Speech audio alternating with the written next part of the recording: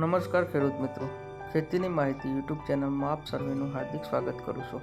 આજે આપણે એક નવો મુદ્દો લઈને આવ્યા છીએ, જે મુદ્દો છે મરચાની ખેતી પદ્ધતિ। તો મરચાની ખેતી પદ્ધતિ વિશે જરૂરી માહિતી આપણે જાણીશું। તો સૌપ્રથમ આપણે શરૂઆત કરીએ તેના પહેલાં થોડાક જરૂરી મુદ્દાઓ મરચાની ખેતી પદ્ધતિ વિશેના લઈ લઈએ, જેમાં એક છે મરચાની જાતો, મરચીનો ધરુ ઉછેર કેવી રીતે કરવો, મરચીમાં કોકડવાનું નિયંત્રણ કેવી રીતે કરવું, મરચીના પાકમાં પાન સફેદ થઈ ગોટા બની જાય છે તેને અટકાવવા માટે કયા પગલાં લેવા જોઈએ, બોલાળ મરચામાં ભૂકી સારોનું નિયંત્રણ કેવી રીતે કરવું, મરચીના નવા નીકળતા પાન કોકડાઈ જાય છે તેનું કારણ અને નિયંત્રણ, મરચીમાં નવી કુમળી ડાળીઓ ઉપરથી સુકાતી ધીમે ધીમે થડની બાજુ આગળ વધે છે એ કયો રોગ છે અને કેવી રીતે કાબૂમાં લઈ શકાય, મરચીના છોડ આખા મરી જાય છે શું કારણ હોઈ શકે તેનો ઉપાયો, મરચાં પાકતી વખતે પાણી પોચા સફેદ કલરના થઈ સુકાઈ જાય છે તો તેના કારણ જણાવે, તેનો અટકાવવાનો ઉપાય, હાઇબ્રિડ મરચાંનું વાવેતર, ખેત પદ્ધતિ, કાપણીનો સમય અને અન્ય વિગતો। મરચાંની જાતો વિશે માહિતી મેળવીએ તો જ્વાલા S49, G4, ગુજરાત વેજી મરચી 101, 111 અને 121 જેવી જાતોની ભલામણ કરેલી છે। મરચીનો ધરો ઉછેર કેવી રીતે કરવો, 1 હેક્ટર વિસ્તારની ફેર રોપણી માટે 1 ગુંઠા વિસ્તારમાં મરચીનું ધરું ઉછેર કરવું પડે। આ માટે ઉનાળામાં જમીનને ઊંડી ખેડીને તપ્પા દેવી, રાબિંગ કરવું અથવા સોઇલ સોલેરાઇઝેશન કરવું। 1 ગુંઠા વિસ્તારમાં 50 થી 70 કિલોગ્રામ છાણિયું ખાતર તથા 10 કિલોગ્રામ દિવેલીનો ખોળ જમીન તૈયાર કરતી વખતે આપવો। જૂન જુલાઈ દરમિયાન બીજની વાવણી પહેલાં 1.5 કિલોગ્રામ એમોનિયમ સલ્ફેટ અને 1 કિલોગ્રામ DAP ખાતર આપવું। ગાદી ક્યારા તૈયાર કર્યા બાદ પસંદ કરેલ જાતના બીજની વાવણી ઝીણી રેતી ભેરવી પૂંખીને કરવી। બીજના ઉગાવા બાદ 15 થી 20 દિવસ પછી 500 ગ્રામ નાઇટ્રોજન એમોનિયમ સલ્ફેટના રૂપે આપવું।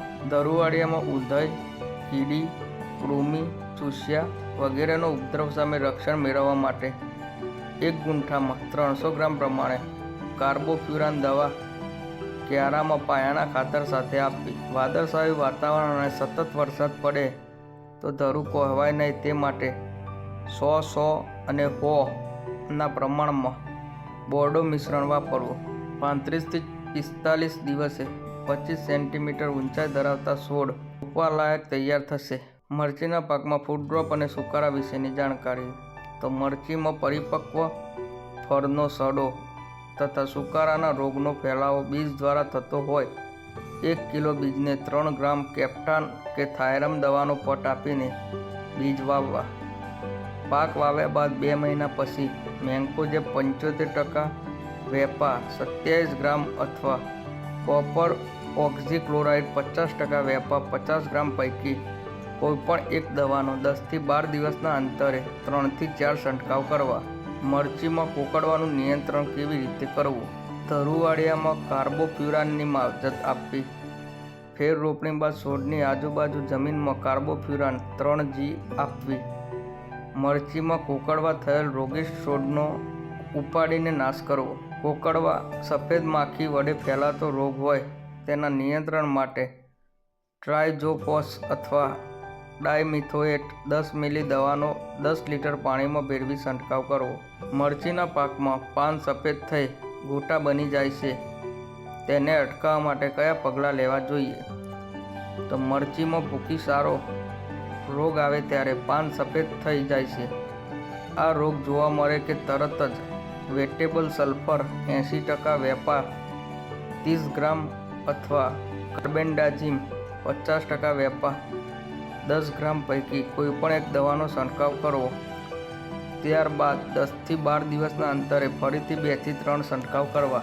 બોલર મરચામાં ભૂકી સારોનું નિયંત્રણ કેવી રીતે કરવું, આ રોગ જોવા મળે કે તરત જ વેટેબલ સલ્ફર 80% પાવડર 35 ગ્રામ અથવા કાર્બેન્ડાઝિમ 50%, વેપા 10 ગ્રામ અથવા હેક્ઝાકોનાઝોલ 5 EC 15 મિલી કોઈપણ એક દવાનો છંટકાવ કરવો। ત્યારબાદ 10 થી 12 દિવસના અંતરે 2 થી 3 છંટકાવ કરવા। શોષક પ્રકારની જંતુનાશક દવા છાંટવાથી છોડ સારા થઈ જાય તો તે જીવાતથી થતો કોકડવા કહેવાય, અન્યથા તે વિષાણુજન્ય રોગ હોય છે. વિષાણુથી થતા કોકડવામાં રોગી છોડ શરૂઆતથી ઉખાડી બારીને નાશ કરવો અને કીટનાશક દવા છાંટવી.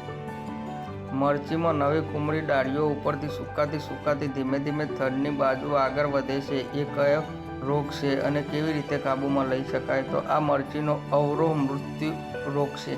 તે કોલેટ્રોટ્રિકમ નામની ફૂગથી થતો બીજજન્ય રોગ છે.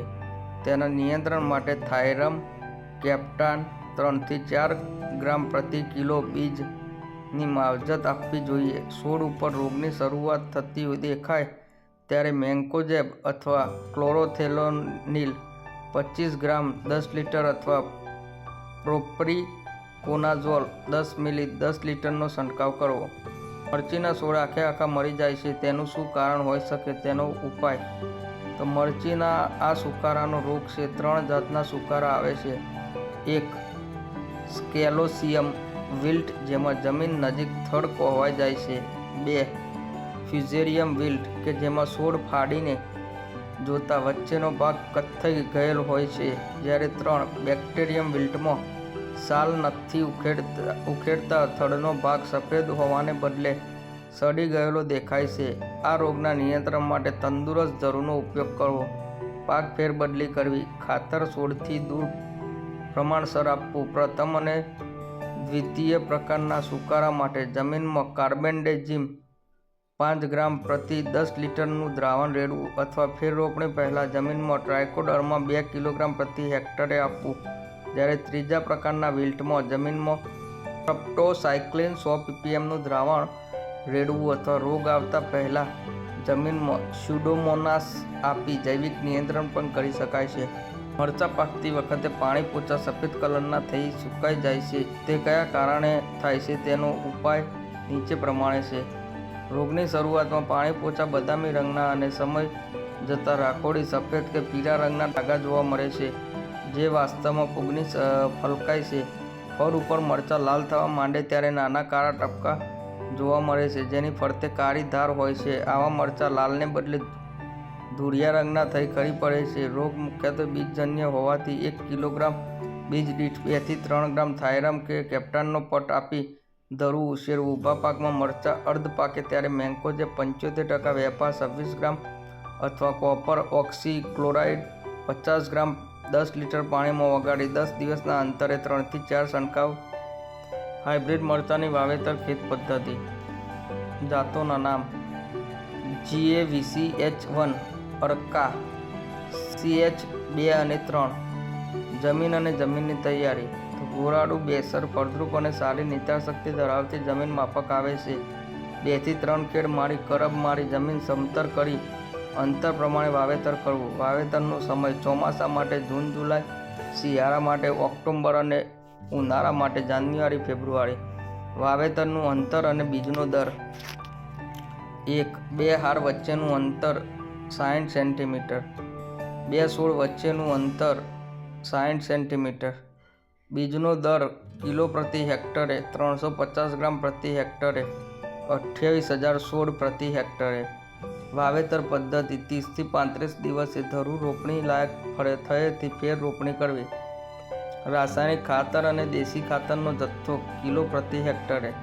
રાસાયણિક ખાતર 50-50-50 નાઇટ્રોજન ફોસ્ફરસ પોટાશ કિલોગ્રામ પ્રતિ હેક્ટરે જમીન તૈયાર કરતી વખતે પાયામાં આપવું. નાઇટ્રોજન પ્રથમ હપ્તો 25 કિલોગ્રામ પ્રતિ હેક્ટરે.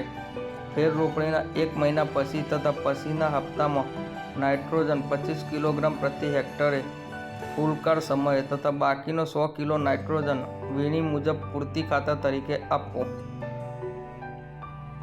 દેશી ખાતરમાં 20 ટન પ્રતિ હેક્ટરે સારું કોહવાયેલું છાણિયું ખાતર જમીન તૈયાર કરતી વખતે આપવું.